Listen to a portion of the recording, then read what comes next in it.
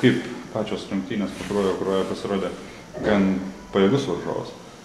Jo, Pakruojo pasirodė tikrai geras varžovas ir manau dar, kad sezonis jis bus tikrai nelengvas žaisti. Pats žaidėjai šioje komandoje prieš išvykdamas į Estiją, kaip labai pasikeitusi komanda sustiprėjus? Jo, beveik su ko žaidžiau, nieko neliko.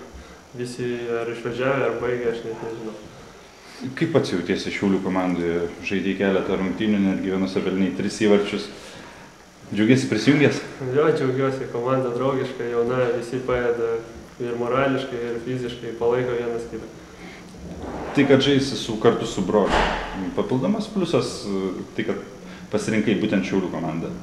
Nu, jisai man patarė čia atvažiuoti, aš sutikau. Man pasiūlė peržiūrą, treneris yra nematęs mane, aš pažiūrėjau, man ir patiko, tada pasiūlė kontraktą. Be brolio daugiau pažįstamų turi komandoje? Taip, daug esu žaidęs ir rinkiniai ir taip komandose. Ir viens prieš kitą dar esam žaidę visur.